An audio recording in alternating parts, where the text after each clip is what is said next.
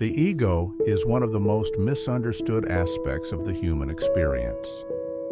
In common conversation, it's often treated as a synonym for arrogance or pride, but in psychology and philosophy, it is far more complex. The ego is essentially the structure of the mind that gives you a sense of identity. It is the I that you think you are. The mental construct of self built from your experiences, memories, roles, beliefs, and the way you perceive yourself in relation to the world. From birth, you are not aware of this structure. As a child, you live mostly in pure experience, responding to sensations and emotions in the moment. But as you grow, you're given a name, a nationality, a set of labels. You are a student, a daughter, a son, a friend. You are told you are smart, or shy, or strong, or weak. Every compliment and every criticism becomes a brick in the structure of your identity. Over time, the ego becomes the lens through which you interpret reality. It shapes your desires, your fears, your ambitions, and your insecurities. The ego's job is not inherently negative. In Freud's psychoanalytic theory, the ego acts as the mediator between the primitive drives of the iad and the moral constraints of the superego, helping you function in society.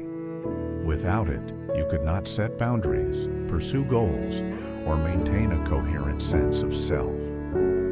But problems arise when the ego takes over completely, convincing you that the image it has constructed is your true self. This is where suffering begins, when your sense of worth becomes tied to how others perceive you, to your achievements, possessions, appearance, or social status. When you over-identify with the ego, every challenge to your identity feels like a threat to your existence. A simple disagreement can feel like an attack.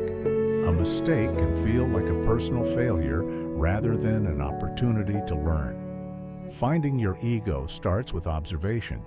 You cannot change what you do not see. Notice the moments when you feel defensive, superior, inferior, jealous, or overly proud. These emotional spikes are signals that the ego is active. The ego thrives on comparison. It needs to feel better than someone else to feel secure, or it needs to see itself as a victim to justify its emotions. By simply observing these patterns without immediately reacting, you create a gap between awareness and automatic behavior. That gap is the space in which transformation becomes possible. The process of elevating the ego is not about destroying it, but about integrating it into a healthier, more conscious framework. In Eastern philosophy, particularly in Buddhist and Vedantic traditions, the ego is seen as an illusion, not in the sense that it doesn't exist at all, but that it is not the deepest truth of who you are. You are the awareness behind the thoughts, not the thoughts themselves.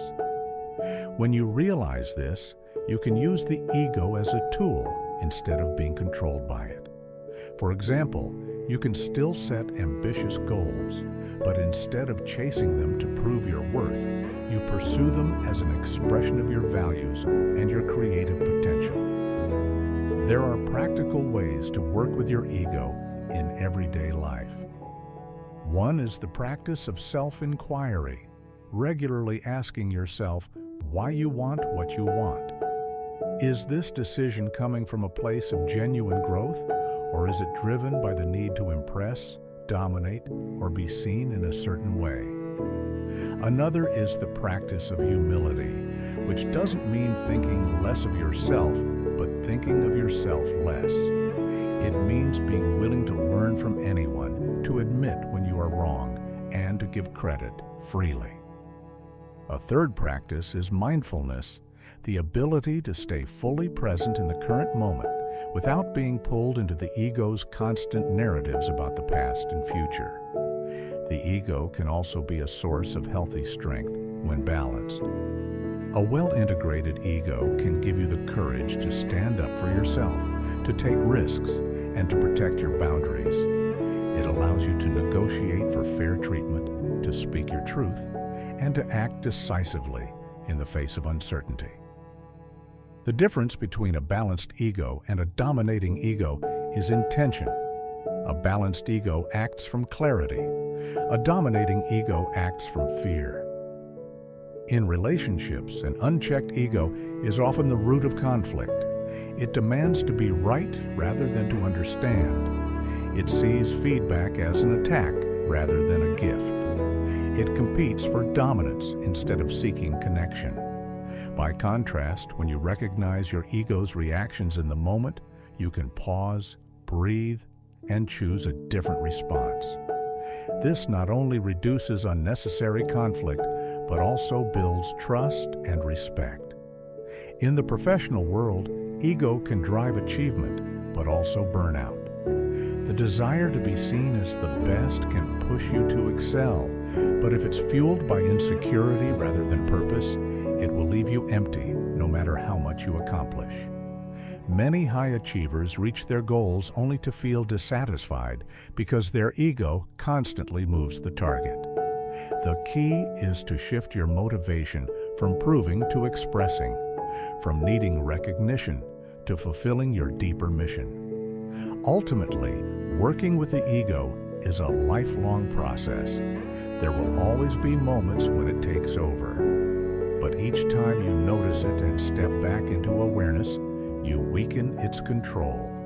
You begin to live more from your authentic self, the part of you that is curious, compassionate, and unafraid of being wrong. In this state, you are not limited by the fragile image the ego defends. You can take criticism without losing self-worth. You can celebrate others' success without feeling diminished, and you can face uncertainty without panic. The ego becomes what it was always meant to be, a servant, not a master. The challenge is to live from that place as often as possible. It is not easy. The ego will resist.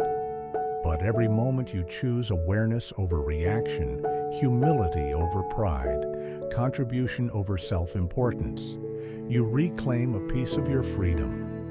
And that freedom is the foundation for true power, the kind that cannot be taken away because it does not depend on anyone else's opinion. That stretch beyond the walls your ego has built. The ego craves familiarity, certainty, and control. It'll dress these up as logic and safety, but in truth, they are chains.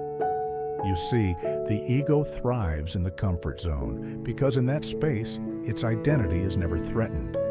But growth is born only in friction. To evolve, you must step into spaces that expose your vulnerabilities, because only there can you see the ego for what it really is, a story, not a truth. The first step to transforming your relationship with the ego is awareness.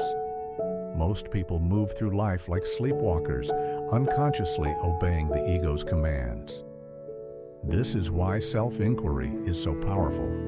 Begin to notice the triggers, the moments when someone's words sting more than they should, when a criticism feels like an attack, when another person's success suddenly makes you feel smaller. These are not signs of your weakness. They are signposts pointing to where your ego is most fragile. But awareness without practice is like knowing the map without walking the road. You must train yourself to pause before reacting. When the ego rises, it pushes you toward immediate defense or retaliation. Instead, stop, breathe, create space between the stimulus and your response. In that gap lies your power. It's in those silent seconds that you can choose. Do I let the ego speak for me, or do I answer from a deeper, more grounded place? Over time, this practice rewires your relationship with the ego. You begin to see it less as an enemy and more as a tool, a compass that, when calibrated, can guide you toward ambition without enslaving you to pride. An unexamined ego controls you. A mastered ego serves you. And that difference changes everything: your relationships, your work, your inner peace. The real test of mastery comes when you can hold both praise and criticism without being owned by either. The ego feeds on comparison, but when you stand anchored in your values, you realize that no external voice can define your worth. Praise becomes pleasant, but not addictive. Criticism becomes information, not a threat. You stop living to protect an image and start living to express your truth. And here's the paradox.